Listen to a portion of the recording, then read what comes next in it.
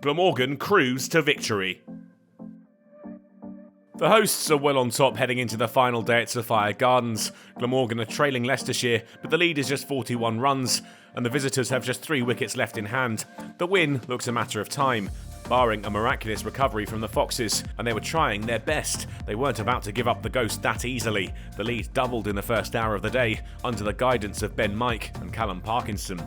They found their way past 200 runs, and soon had a 50 partnership, their lead on its way to 3 figures now. Mike was leading the resistance, and with lunch looming, he went to a 50. He whipped Lloyd through the offside to the ropes. Were the hosts going to be kept out throughout the morning session? No, it was Mike who'd go, top-edging a catch high in the air to Cook behind the stumps of the bowling of Hogan, but at least the lead was now 3 figures. Wright was soon following him back in, out LBW for 3, a maiden first-class wicket for Gorvin, who was mobbed by his delighted teammates. Parkinson responded with a 6 over the leg side off the debutant's bowling, but Hendricks couldn't do the same. Stumps left in a mess by Hogan, Leicestershire all out for 266, Glamorgan left needing 150 for the win.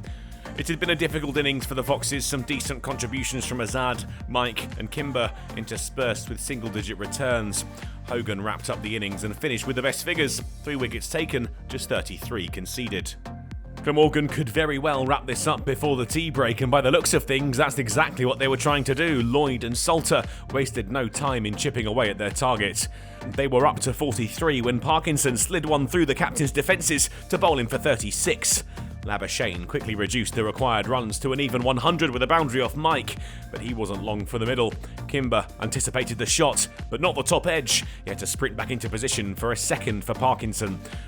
The spinner couldn't do it all himself, but he was certainly giving it a fair old crack. With 92 on the board, he had his third. Salter out for 22. North East stopped their visitors' momentum and played on.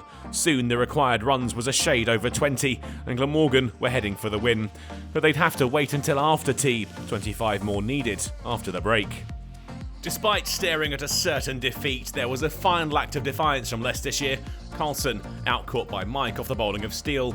But there was to be no stopping the hosts. The win wrapped up when Cook emphatically drove Steele to the ropes through the offside.